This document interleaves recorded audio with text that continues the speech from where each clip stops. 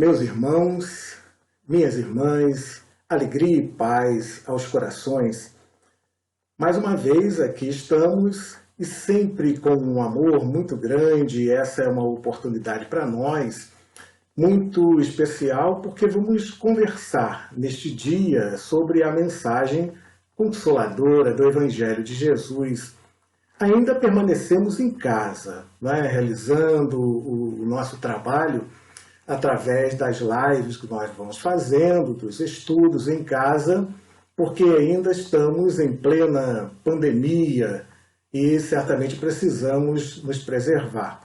E nesse processo todo, certamente, ainda nos dá muitas saudades da casa espírita, dos companheiros, e por isso eu espero que esse momento possa ser importante, não só para mim, em primeiro lugar, mas que possa ser importante também para você que está aí em casa e que vai nos assistir num determinado momento qualquer, e que essa mensagem possa chegar ao teu coração e trazer, sobretudo, conforto a você, segurança, paz, de alguma maneira.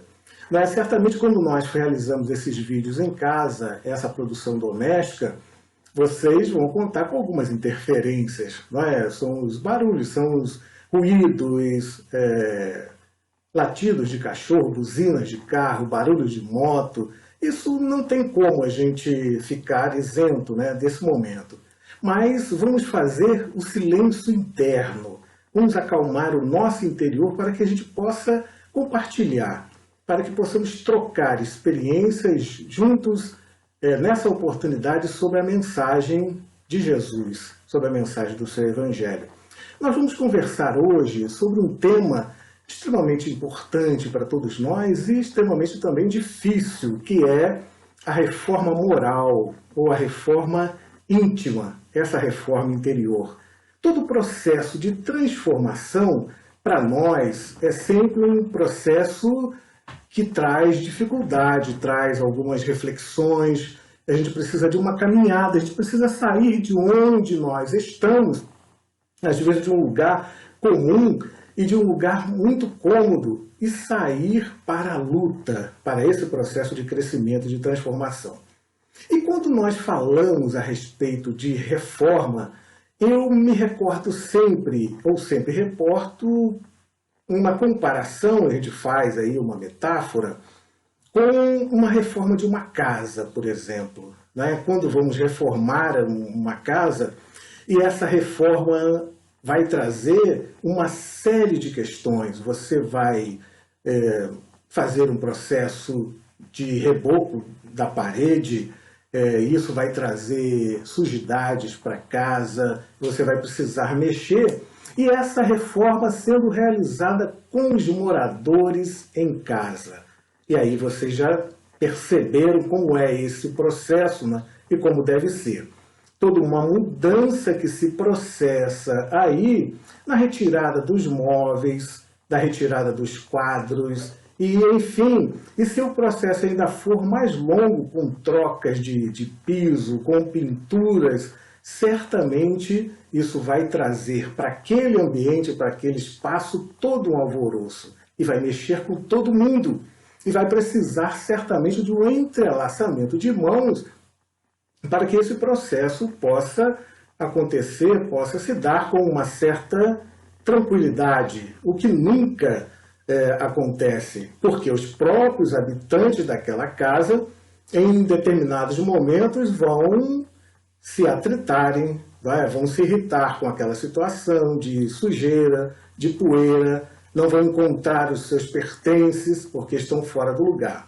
Então esse é um processo que depois que tudo acontece, que a pintura foi feita, que o reboco já foi colocado, que o piso foi trocado, que os móveis voltaram para os seus lugares, os quadros estão perfeitamente, assimetricamente colocados lá na parede, e todo o processo de higiene daquela casa já foi feito, a gente olha e vê que aquele processo ficou bonito. Os moradores, eles olham e ficam admirados de ver que todo aquele processo, alguns dias, semanas, às vezes, que era um tumulto, de repente virou harmonia.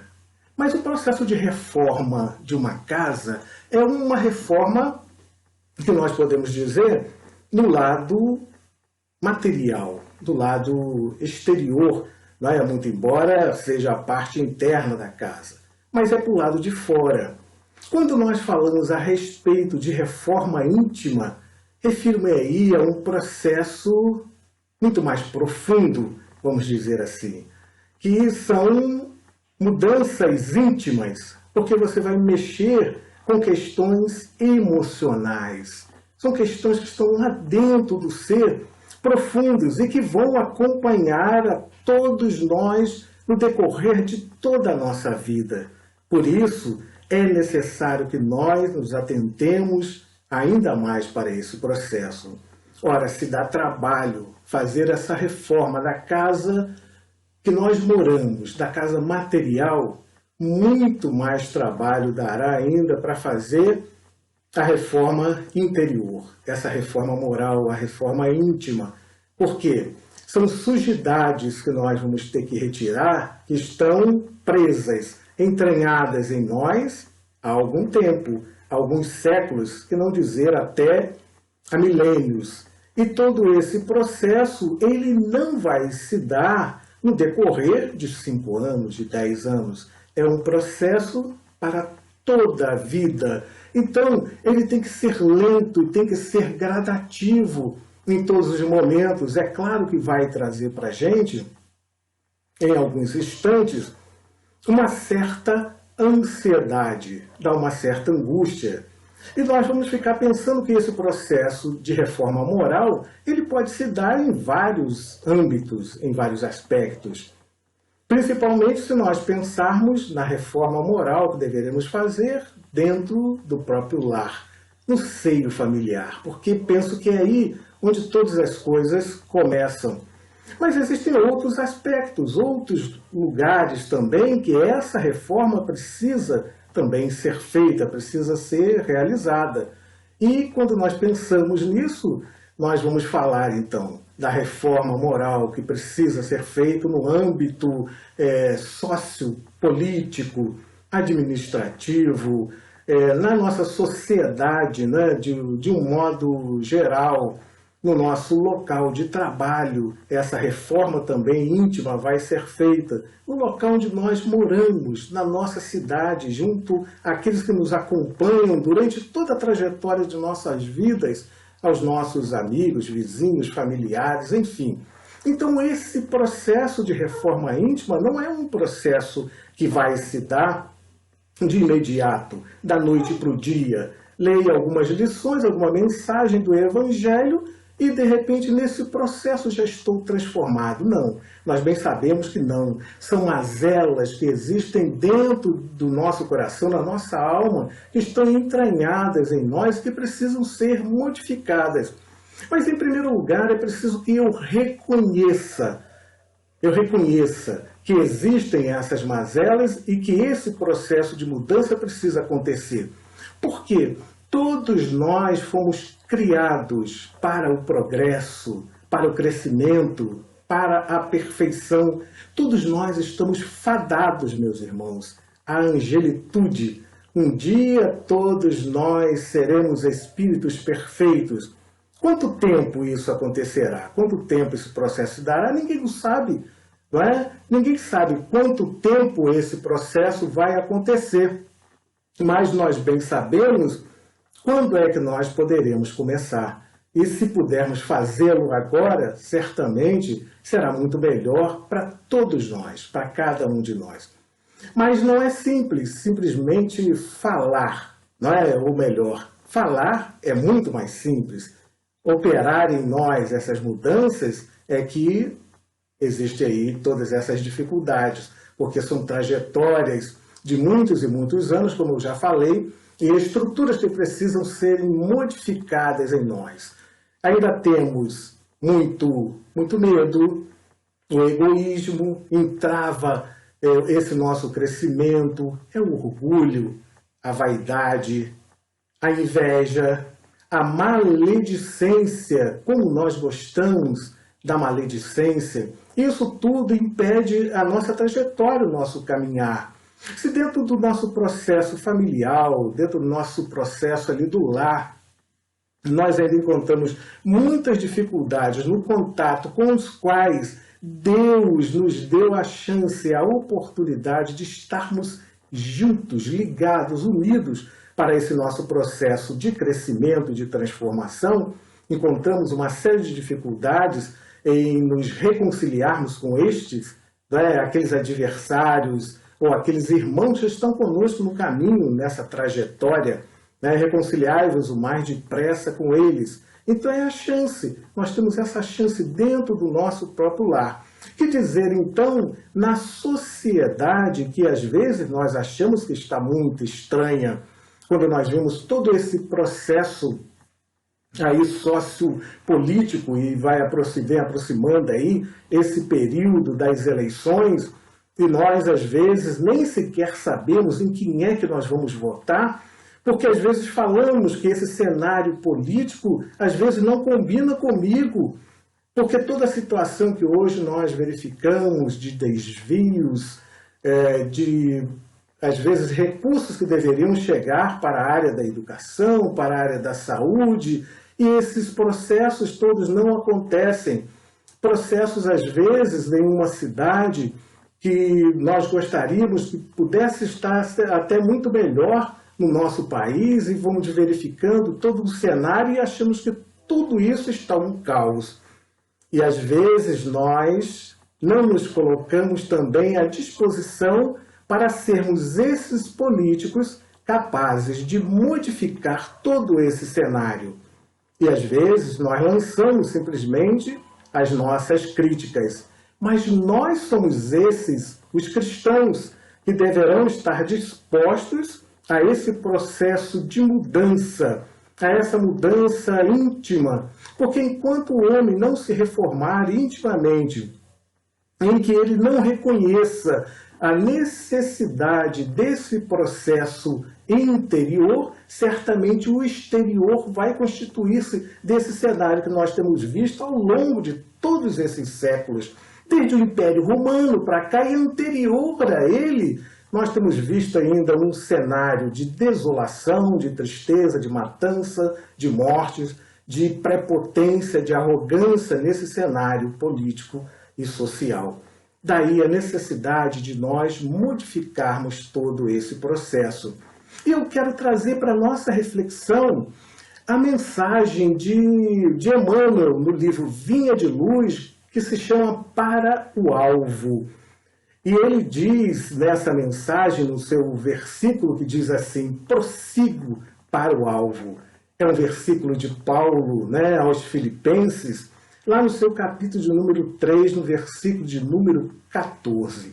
E interessante todo esse processo que Emmanuel vem dizendo, eu não me recordo assim de muitos os trechos dessa página, mas do seu momento inicial, ele diz que nessa carta, quando Paulo escreveu essa carta aos Filipenses, ele já tinha uma vasta experiência do seu apostolado, ele já tinha uma trajetória, né, nas suas andanças, mas que ele deixou, que ele era um doutor da lei em Jerusalém, e abandonou toda aquela ideia, né, de riqueza, de casta e de família para seguir piamente, fielmente, com muito amor e com muita dedicação as lições do Evangelho de Jesus. E certamente ao longo de toda essa trajetória, aquele homem extremamente inteligente, mas que no alto também da sua arrogância mandou dizimar a muitos, mandou destruir, mandou matar, mandou chicotear e prender muitos. Mas ao longo da sua trajetória, quando ele encontra Jesus e o descobre lá no deserto, na estrada de Damasco, o seu processo de transformação então aí começa. E anteriormente, e depois disso, ele teve então que buscar recurso. Ele era um homem muito rico, mas deixou tudo isso para trás e foi voltar à sua vida simples, lá no deserto, tecendo, né, com o seu tear para obter recursos para o seu sustento. mas foi levando a mensagem do Evangelho em toda parte, no seu processo de transformação também e de crescimento. E certamente todos aqueles que ele mandou apedrejar no passado, nessa trajetória em que ele foi divulgando a sua mensagem através das suas cartas que ele foi levando aos povos, aos hebreus, aos romanos, aos coríntios, aos filipenses, como eu ainda falei, não levou somente a sua mensagem aos povos, mas também aos homens, né? Filemon, a Pedro, a João, a Tiago, né? Enfim, levando essa mensagem consoladora de Jesus. Certamente no decorrer de todo esse processo ele foi vilipendiado, foi maltratado, foi chicoteado, também apedrejado. E todas aquelas pedras que ele fez lançar ao longo de toda a sua trajetória, ele recolheu todas essas pedras e certamente, fazendo aqui uma metáfora, um monte desse de pedras ele pôde experimentar ao longo do caminho, porque sofreu na pele, né, toda essa situação por amor, né, à mensagem de Jesus no seu processo de transformação. E para nós, meus irmãos, como é o nosso processo de transformação? Quando se deu ou quando se dará o nosso processo de transformação? Isso vai depender de cada um de nós. Quando despertarmos para essa necessidade de mudança íntima, de mudança de padrão, de paradigma, uma mudança de recursos íntimos que nós deveremos tomar. E aí, nesse processo, vamos convidar Jesus para estar conosco nesse processo de mudança, trazer Jesus para o nosso lar íntimo, para que ele possa nos auxiliar nesse processo de reforma e de manutenção da nossa casa íntima, da nossa casa interna, que certamente está desarrumada ao longo de toda essa trajetória, em meio à confusão que vimos fazendo pelas situações que temos vivenciado ainda e que não são melhores porque nós ainda não nos predispusemos a esse processo de mudança, porque temos medo. Eu tenho medo, você tem medo, nós temos medo. Mas se nós nos segurarmos nas mãos daquele que nos dá a oportunidade desse crescimento e transformação e que disse para todos nós: eu sou o caminho, a verdade e a vida, e que ninguém vai ao Pai senão através de mim. Jesus, né, o nosso guia e modelo da humanidade, é Ele que nós devemos pedir em oração, nos auxilie em todos os instantes da nossa vida, para que possamos processar em nós essa reforma tão necessária e tão urgente. E aí, quando nós temos visto também na nossa sociedade, são muitos os exemplos. Eu estava ouvindo há alguns dias uma palestra do Haroldo Dutra, em que ele contava, e aí a gente fica pensando, olha, mas com o Haroldo Dutra essas coisas acontecem? Sim, acontecem porque ele é um ser que está em trajetória, também como cada um de nós, no seu processo de crescimento e de transformação. Diz ele então que ele estava levando o seu filho para o colégio e estava em Belo Horizonte, uma capital extremamente de trânsito tumultuado. E num determinado momento ele vai e leva uma fechada de um carro e quase bateu no seu carro. Ele para então ali, abaixa o vidro, ficou irado, né, com aquela situação, e quando abaixa o vidro, que já ia dizer poucas e boas para aquele motorista, o seu filho pergunta para ele: está nervoso, papai? E ele não respondeu, mas sacudiu a cabeça, né, acenando que estava nervoso. E ele, pensando ainda em responder, o filho diz para ele, lança essa assim: e se for alguém que assiste às suas palestras? Ele então refletiu, fechou os vidros e disse, né, para o seu filho: meu filho, se for alguém que acompanha minhas palestras, aí seu pai está numa situação extremamente difícil. E ele parou para refletir. Somos nós que em muitos momentos de nossas vidas nos desequilibramos e que somos participantes dessa mesma sociedade que ora queremos ver modificada e reformada, mas essa sociedade só se reformará, só se reformulará quando nós, os homens que participamos dela, estivermos reformados, reformulados. E comecemos então esse processo, meus irmãos, agora, de imediato. Não percamos essa chance, não percamos essa oportunidade. Queria até que esse momento pudesse ter sido até de uma outra forma. Nós, lá na Casa Espírita, no nosso contato, em que pudéssemos, após o nosso contato, tocar as mãos, abraçar, mas o nosso abraço agora é virtual.